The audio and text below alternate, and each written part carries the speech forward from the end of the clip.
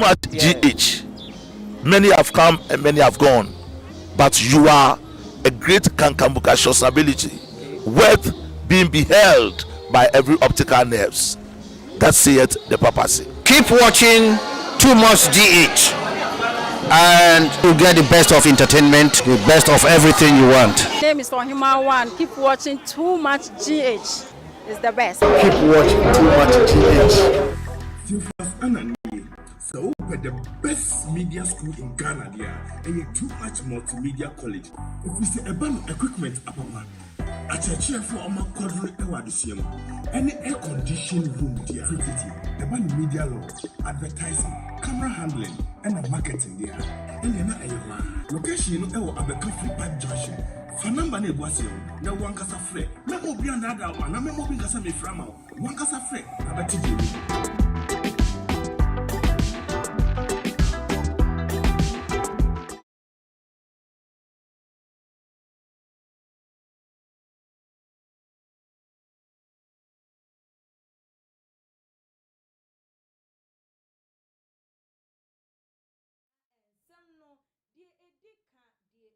Say ye chiremu dear a disseche ye be a year and near Emma adofunum and hunu dear air coswa awo my ye emu any we are say after 9 enina and I say ye ban a day a bebe sumo a san say a penny for a case baby a dear dano so one fan and two a free at top na who be yan so say and your ma air coso awo ye may emono ye baby uncle for any because of what or who say oh a artisan be and yet the air coso be there's more candy ununa naso so enya sa ena eti abusuan form ene dey me ne wo eka say ede che say dane diet e wudie ho ensem dane diet e ye bonefo sem nsem ate say ebuso say ehin ena wo mayi ekọ na wo mayi empo no o man Ghana ye wo da chi papa bi say mebu ne wo mu aye hu wo mu say wo mu eye the future leaders wo mu ena ye ku wo mu ena ye ji wo mu kra edi efri wo mu ensem edia any 20 years to come, 15 years to come, ye benye will be so will do or minor so, and as a wash or minor ammo manner, ye not just a man, ya a manful. Ube come not as a be and I bet now a minor at this one, my young crop for a mum and one aquaca a year a gem. I was your for any saying, nay, the Nico Piemo, our Volta Regina, Bronoa, a dear baby to a jam, a one no more a year same. Eya afidove ya mafi dove ene ebiemu nso no mafi aflokofi abusuafo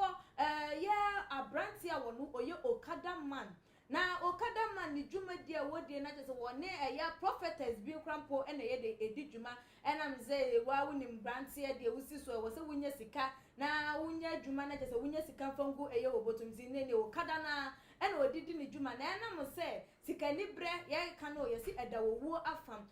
ya mano say oh ye betimi aye bibi ama watimi anya sika na tese Prophetess yi ehye ne say ene agise wo pe eye ni pati e de eba na tese abrante yi ensuro abrante yi amohu say ukun akoko mpo a etisen ana se aboa bi mpo no tese wo kra mpo ukun no kra mpo na hwe se de ya na toda wo timi ye obo ha be ku anwie kra mpo nya de so betimi de enam ni bi mpo aye den aka wano na abrante yi ntimi adwen sa no ma we nyina ho etimi di nani ekoko piemo ewo eye mafidove ena ebiem so mafi aklo eye aflo kofi achasa akwada wanya infinhia edu mienu 12 years wotimi kokoso akwada ni mu dada no ne nje so chloroquine akwala na to the sense akwala ne ye mre ena wo twa ni ti na tima mu fo wo mu potem wo hu abrante no ne ye ne nyoma bi no mu se there be abrante yi de ye nhwe ne ndi ne ntete achasa no na nam so ema wo nkoko hu ya na chese nkoto ne so ne chese ni peti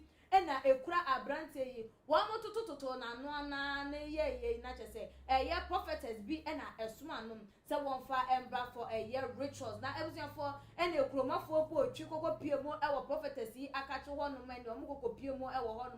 ma me yi nso so na chese wo twen se ye di ni peti ebeba ababa so na de wo so won fa enye wo de eye na efonyi no ena eda screen no so a wo hwe na se no wo ka sei ede ne abusua aposifo ede wo mani akwakodi eye ensa na chi na nsam no do na ena epie ede afrimo ede aba na nya no nkonso so ensam bebre eka ho Abesim ensam update abade de afa ho any other issues ene ne yabo ne bede se mampo hene abomu aye de eba ababeso motime ni wafide no emfa emfiri aha no mo say she efama wunua bi na wunua no so enhye mfama ne nua na wo bia nso engi na adwa na ne se de nkomo no ebekọ no adwentre ensembisa bia no wo so wetimi ede atu adwa ede amaye na yeso so yenya bre ebiebie mu ayi wonsembisa no ano ede ama kama se ne esem na efata na mom kan so say ye notification board no obemia so se ne nya upload video na ye call life ti a wetimi nya notification no entempa eso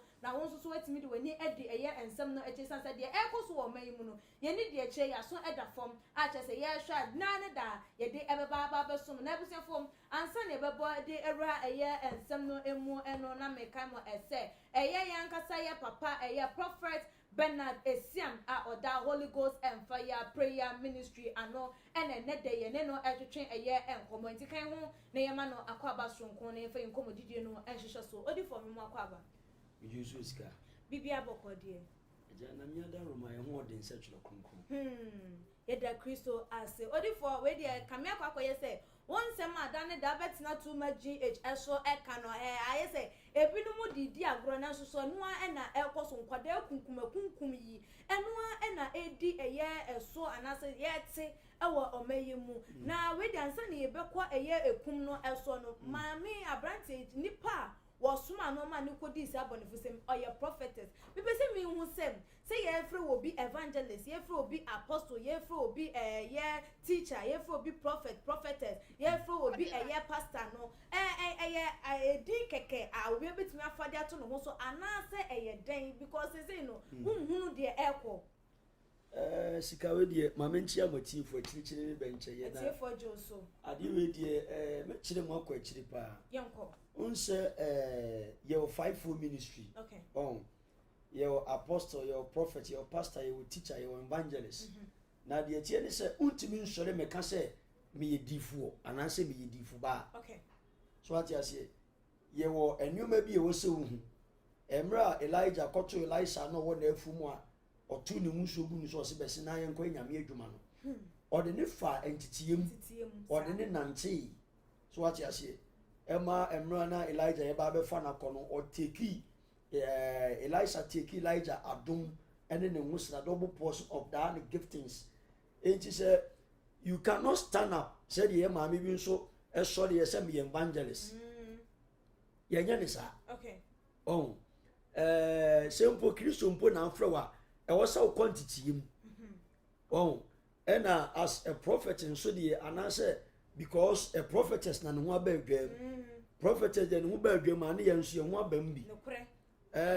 in the face of the prophetess the minim say almost 95% of prophetess in Ghana are witches minim okay saade no ena ma me pesementi aso say over for prophetess dwumade no to no so a e wo say wonya baifo anase den anase wo mo ya baifo no mo de prophetess na to wo bebre na ya baifo okay